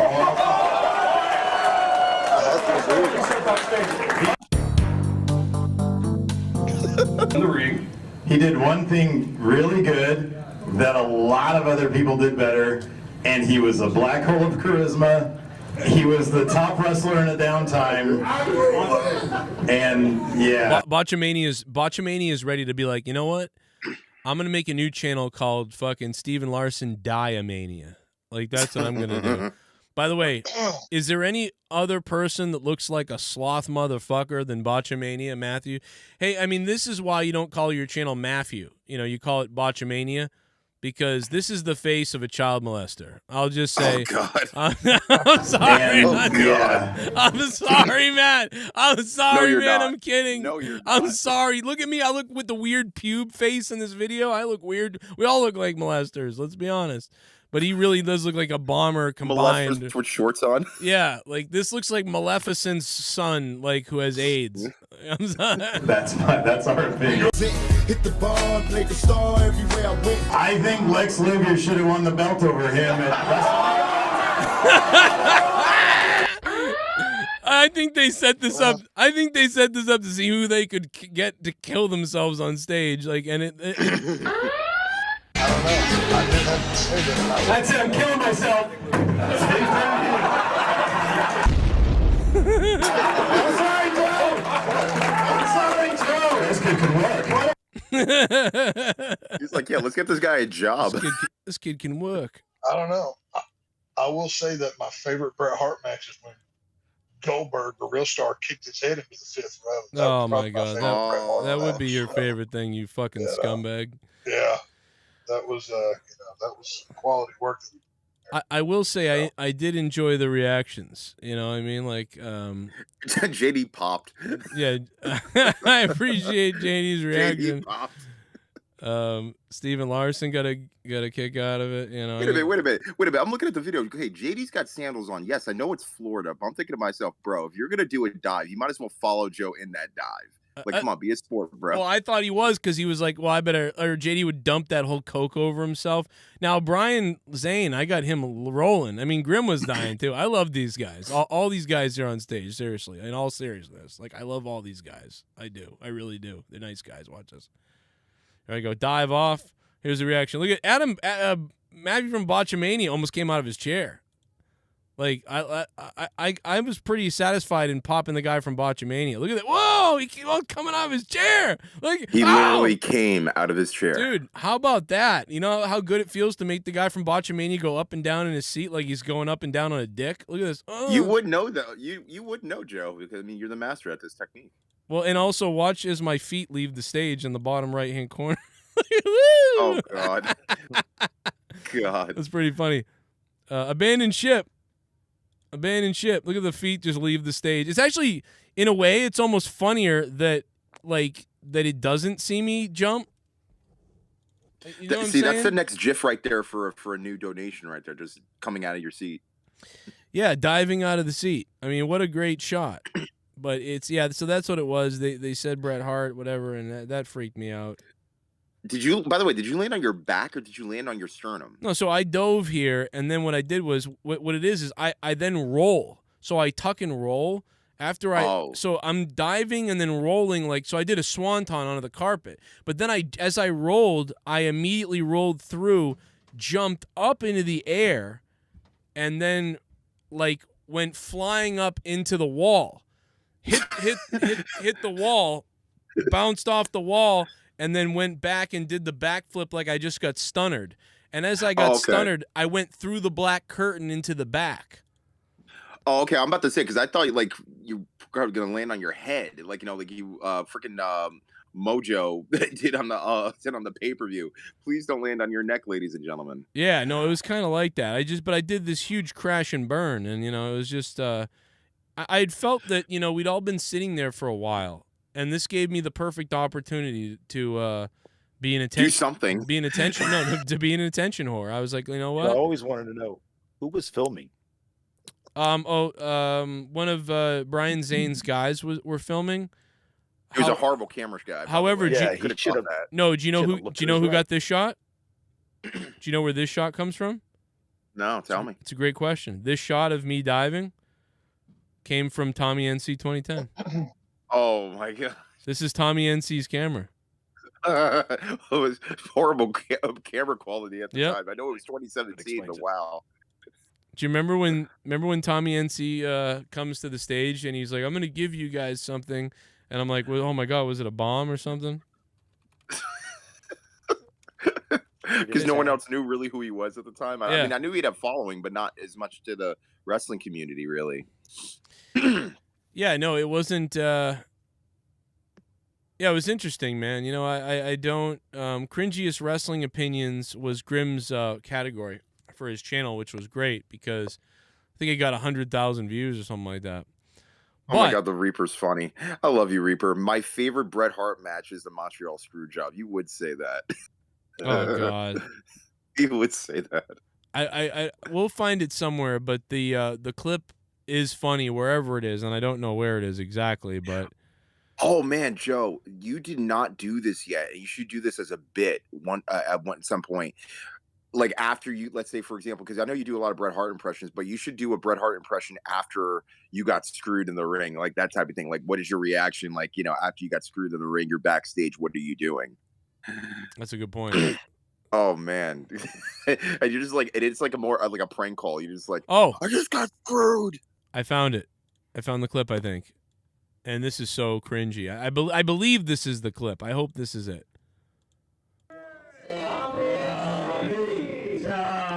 Now, wrapping this up. I want you guys to know that we've already reviewed this a million times and joked about this a million times, so this is old school. This is just old overkill. But as we're doing the show, the whole show, Tommy is like creeping near the stage, up to the stage, because he's just such an attention whore. Like that he's like, I need to be part of this show somehow or whatever. Like, I deserve to be part of the show. I'm that guy that maybe. Like, it's just really weird. And so he was just like smelling around the stage and annoying. Like, it was very weird. But, he had his little, his time, his moment or whatever. And this is, he comes up to the stage and finally gets up there. That's my answer as well. Fantastic. Hey, Tommy, wrapping this up. Oh yeah, so they had actually ended the Q&A. So that was the other thing. So here's the thing. Grimm was like annoyed by him at this point, and everybody was kind of like, ugh.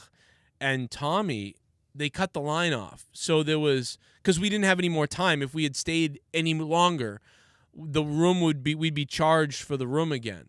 So there would have been like a $500 charge if we had even been 5 minutes over. So the Q&A, unfortunately, we only got about 12 questions in. And then they had to be like, all right, we'll get as many as we can, And there was like maybe 50 people lined up. 12 people got to ask a question. And then when it got to the next, it was like, okay, that's it. And Tommy is special, of course. So he just runs up to the mic and is like, no, I need to ask. And they're like, all right, Tommy, So like he gets to ask anyway. So he really, nobody should have been asking a question at this point. MTV's main Comedy Central's champion of the world, Tommy NC 2010, dropping the microphone here tonight. Please don't drop it. I won't drop it. So Tommy announces he's dropping the microphone. And, of course, now that he's become the Monetize This champion years ago, he never mentions that anymore. Champion of the world, Tommy NC 2010, dropping the microphone here tonight. Please don't drop it. I won't drop it. These microphones are expensive on my tab. This is more than a question. It's more like a gift giving. I just want to say to Grimm's Toy Show.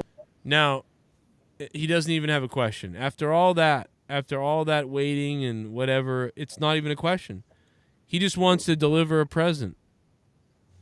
Which I'm going to break you. Yeah. And to Joe Cronin. Then he says he's going to break Grimm, which makes Grimm uncomfortable because Grimm is scared of autistic people, which he has admitted. We know this. Wow. And so now everybody's like, oh no, here we go. What's this fucking shit? So now he hands me this yellow package, and I'm thinking like, oh my God, he's going to blow this place up. Like this is a suicide thing. Tommy, what's going on, Tommy? You killed me? What is this? Are we going to blow up? It's a bomb. Is it going to blow up? And then Matthew, I think, said it's a bomb. You killed me? What is this? Are we going to blow up? It's a bomb. It's a bomb. Here, Adam, open this. Here, open this, Adam. Fucking you fuck. Notice I didn't give it to JD. What was that powder that people were sending in the mail? Oh no, anthrax. Anthrax, yeah. That's what it was. Oh my, can you just imagine it was anthrax? Look at Grimm. What a loser. Two losers playing with toys. I'm sorry, yeah. I don't know. You guys were playing with yourselves. What's new? Look at Tommy's big fat hands and that belt, almost the same size. I love I love roasting these videos. I'll go back to these forever because they're just fucking hilarious to roast. Did you see the look on Steve and Larson's face or Steve's face? Look at, oh my God, go back to fucking. Look at his face. He's like, he is the face of like, oh boy, that poor autistic person. Look at his face. Look at that. Look, oh, I'm embarrassed to be here. Dude, wait, go back to that shot. Go back to that shot of him. I gotta that see says that. a lot. And he, oh my God. He noticed that that's on a hat. That's actually a helmet. He needs to wear. Go back to that shot, bro, of him. I just got to see that look again. I'm You gotta send me embarrassed. that, dude. I'm embarrassed. Oh my God. It's gonna be really awkward doing the show with going in Raw tomorrow with Larson, remembering this cringe fest. At least I'm getting paid more than this dude right here on YouTube. Man, he's got some Canada in his face, though. I'll tell you. But yeah, what a lot of fun. The internet darlings. It was. How long ago was that? Was that 4 years ago? 5 years ago? 4 years ago now, yeah. I remember when it first happened. I just can't remember how many. What did you just say? I said I remember it happening, but I wasn't sure how many years it was. Oh yeah, it was about 4 years ago. I don't even. Yeah, were you watching then, or? Yeah, I was watching. I was watching you and a little bit of JD? Steven Larson. Oh, okay, yeah. No, initially I started watching JD, but he wore very quickly with me. That voice, I couldn't deal with it. A lot of people. Yelling. It gives people anxiety sometimes, you know. It was how do you scream for 2 hours every show and expect people to sit there and watch? You eat a lot of Italian food and you drink a lot of I don't know what's that drink? How about you bang three? You bang. Get laid or something. You bang 3 different women at a time and you drive an automatic car. That's how you do it. Looks like my little lass needs a shave. Dilk Wilkerson live in Ukraine. Hey everyone. I know it's a joke that's been made million times, but Joe was quoting the BBC News earlier. You know, we were all thinking the other kind of BBC. Wouldn't it be funny if Pornhub did a news channel called BBC with 2 naked black dudes doing news? Wow. Yeah, that would be kind of wild, wouldn't it? Well, Dilk Wilkerson, thank you, man. I hope you keep us updated on Ukraine. Really, thank you.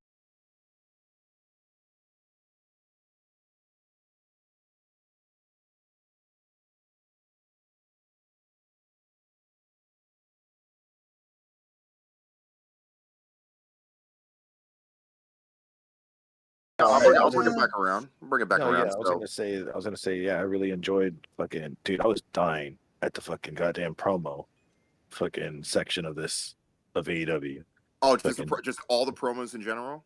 all the promos, like Oh what yeah. was going on? In my opinion, So that's hang probably on. what made the night for me, because it brought out specific MJF elements. doing the fucking crying promo. I was Which, just by like, the way, MJF actually cried. Like he actually did that. Yeah. I didn't watch.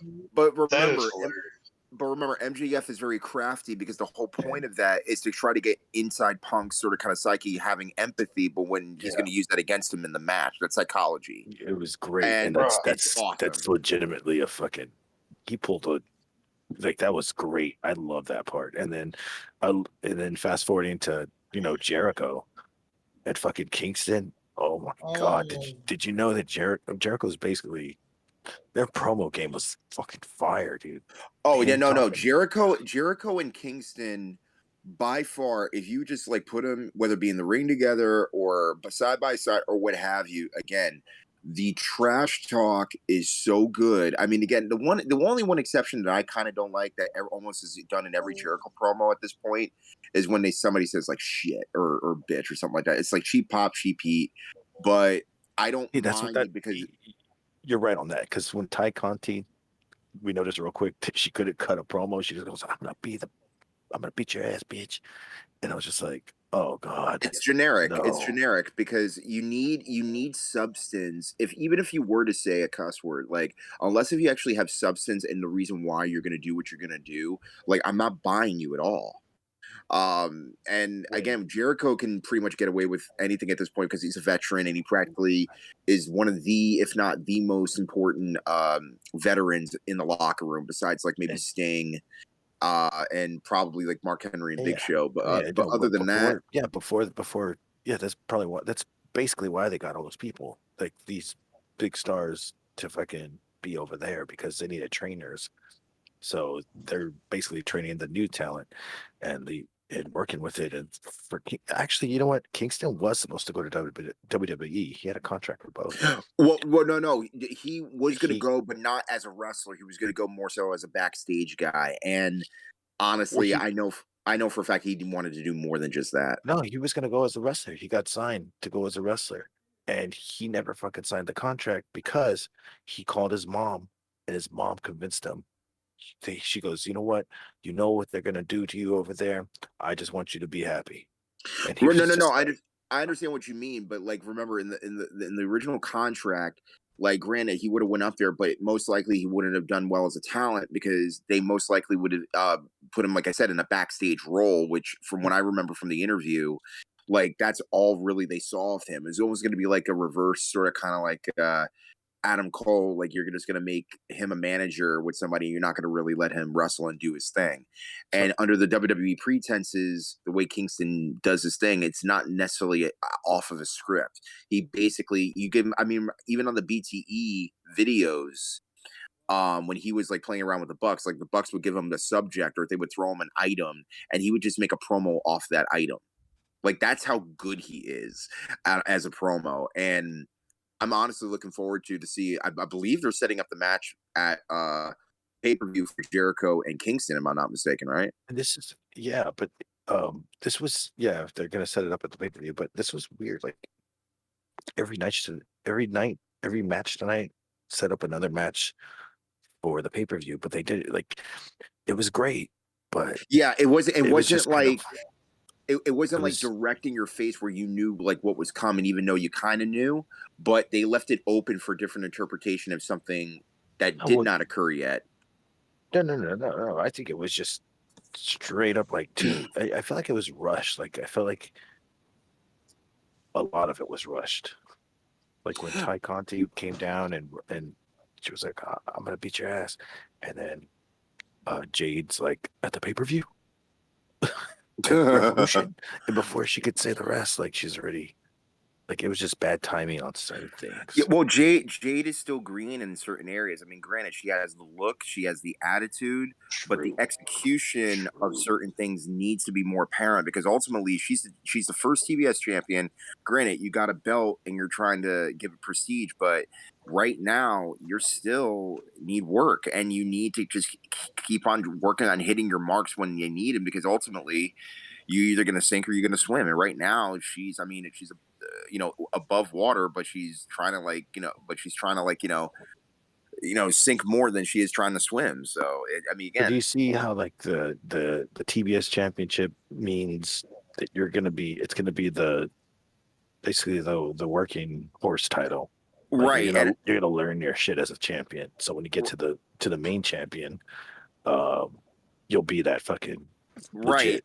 But ultimately though, Jade hasn't even shown that. She's only been in wrestling for like what a short amount of time. Cup of coffee, like Yeah. about a year or so, maybe a little while longer. But yeah, I just hope that How did you like? Everybody's alluding to Goldberg now because since Goldberg's out of WWE, and they were like, she was like, I'm 28-0. I should say, she was like, all I gotta say is who's next, and everybody goes, oh, and they started doing Goldberg chants, and then she was like, or should I say, who's left? And what if Goldberg comes out at Revolution just to fucking boost them ratings again, and it'll be like the first time that he's back on TNT or TBS or anything.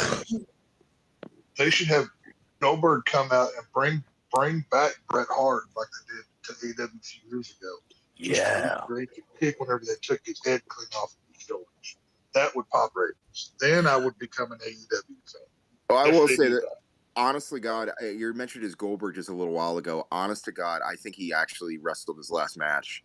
Why would he go to AEW, especially when he probably would want more money out of the company? He's gonna go to AEW probably just because he will make money there. Because think about it, it's gonna if he could still go.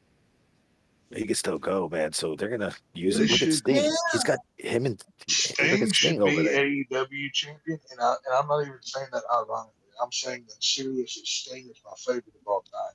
You want to get attention? That's who you put your belt on. Sting is the champ back on TNT. Right. Think about the ratings though. If he comes out at Revolution, think about what happens on TNT or TBS, wherever they're gonna be at.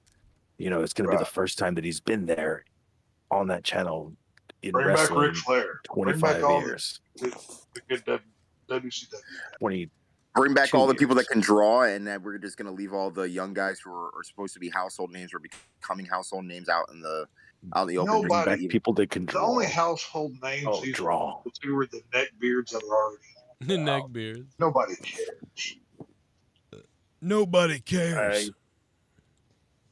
I didn't think nobody cared about Tully Blanchard until he fucking came out. Look at that. Look at that placeholder for Joe Compton. What a sick belt that is. That's my favorite fucking belt, bro. Do you remember it being white? Yeah, he's got the Ultimate Warrior world title. That's what it is. Okay, we were trying to figure out where that, like, if that was like a belt that they made, or if it was ever actually used. It's the Ultimate Warrior collection. Yeah, he had he wore the belt several different ways. He had like a yellow intercontinental. I do remember that. Yeah, he had He's gonna bring that belt back to the fields. You want to see what it looks like? I got a pic right here. Talking about my people. You're not allowed to say that, Christopher. There it is. There you go. Got to bring that picture back to the fields. So who was the fake warrior? Was there a fake warrior? No. It was him. You're thinking of like when he cut his hair and was a little slimmer after the roids in WrestleMania 8, and he looked a little different. I was a kid. I thought that. I was like, wait a minute, he looks weird. I always thought that Renegade in WCW was Warrior until they actually brought Warrior in like 6 months later. Well, that's what they were hoping you'd think. I think. Right. Oh yeah. I told people I was like, oh yeah, that's totally the Ultimate Warrior. I was getting into arguments. Yeah, like they had to change. Like you were younger, you're like, yeah, they had to change his name. Like that's Right, yeah. Well, that's exactly what I said. I was like, well, of course he can't be the Ultimate Warrior because that was on WWF. You know, I'm like a 10-year-old kid. I don't know anything. Yeah, a lot of people said that. I didn't think that at the time because I was a little bit older, but I definitely, when I was younger, I thought stuff like that about other people. So, well, okay, I'll say I thought it was him until they did a interview with him and clearly saw his face. I was like, oh yeah, that's not the same guy. Why Warrior at WrestleMania 8 didn't look like Warrior? I mean, look at this. I mean, he had bangs. That's a big thing. He cut his bangs. He did Warrior makeup in a weird way where the outside shell of the makeup had dots, and it covered his nose up completely, which he usually didn't cover his nose up. So the paint covered over his front of his nose, which contoured his face differently, and then the bangs on top of his head weren't long, and then his hair was shorter anyway, and then he had slimmed down a bit. So, and then like a few years later, they actually. I think there may have been something to that fake Warrior, though. I don't necessarily believe it was Kerry Von Erich, that whole conspiracy, but I wouldn't put it past Vince. I mean, obviously they did fake Diesel and faked Razor. Who stopped them from faking Ultimate Warrior? Like, if they owned the gimmick, you know what I'm saying? It wouldn't have been hard.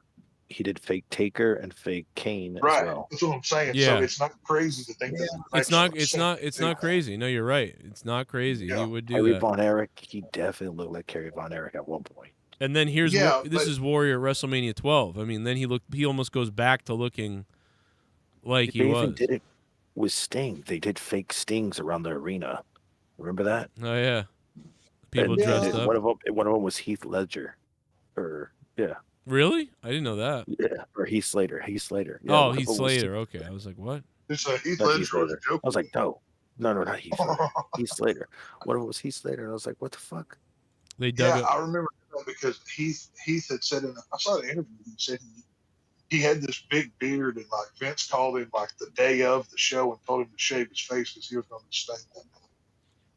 Oh. Like, they did it out of the fly. It was crazy. This was Ryback's vision of himself. Right there. This is what I look like, I swear to God. How many steroids did that? That's my Uncle Warrior. That's my Uncle Warrior, Dick. But listen, guys, I actually got to get out of here because I really got another early morning. This week is rough for me. Friday. Mikkel, what's up, brother? No, I need to talk to you. Yeah, what's up, baby? I think.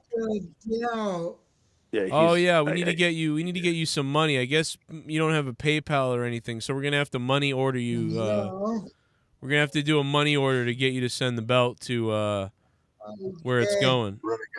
Renegade. So here's here's what I want you to do. I want you to get Renegade's address, right? And then also, what's a good date? I don't even know how a money order works, but I'll figure it out. You can wire money from Walmart to Walmart. Hey, Mikkel. Yeah. That's what he said. It's a Walmart. Walmart's the way to go. Yeah. Walmart.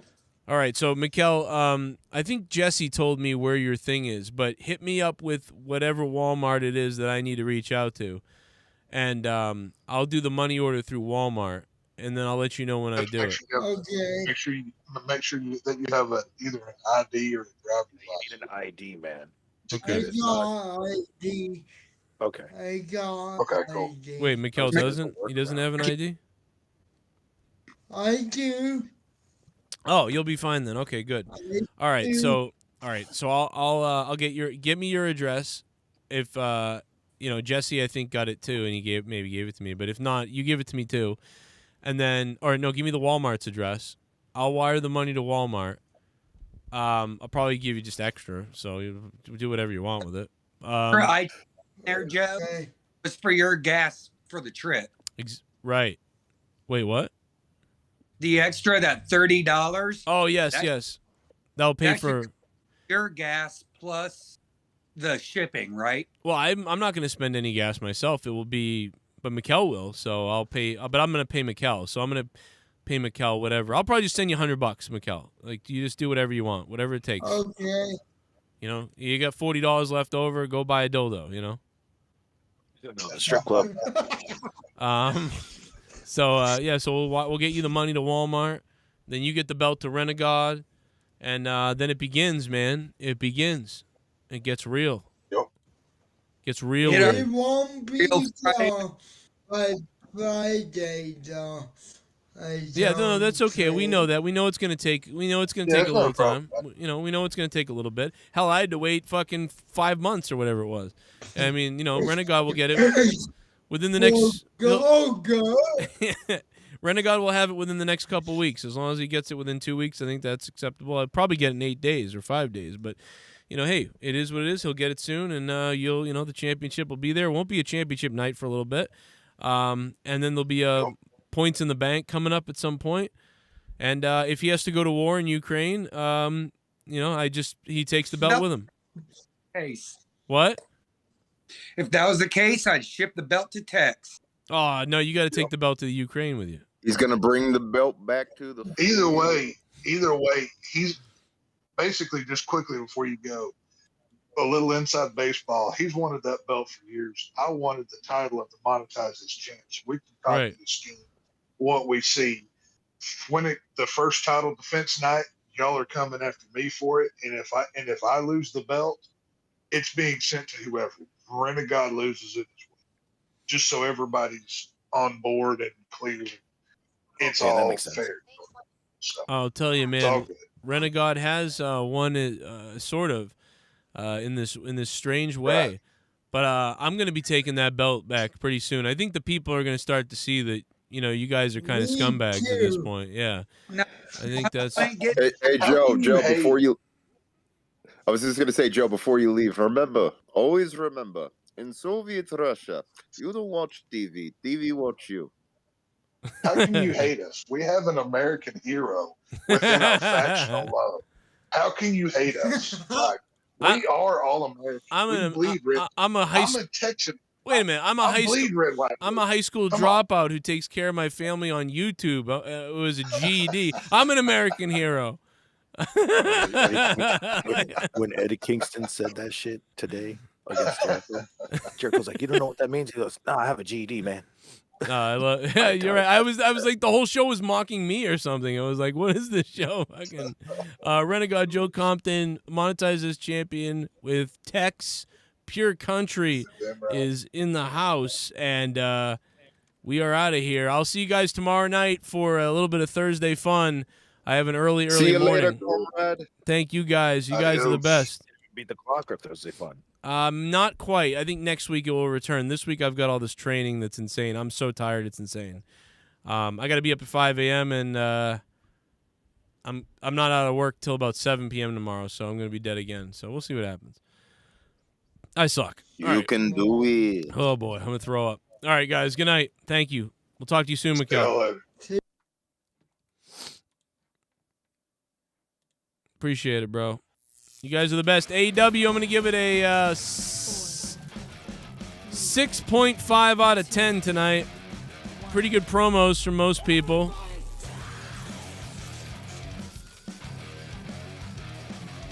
Shout out to Lance Archer for having music from 2001, for Christ's sake. Okay. Everybody dies, then I'm gonna suck you.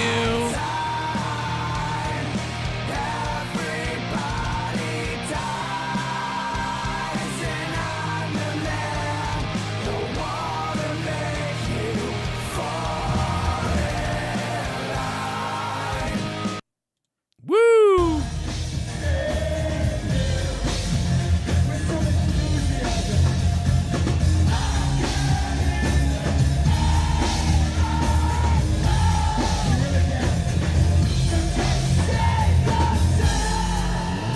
Good night. I hope Mikkel lives to take on the title another day. Good night, everybody.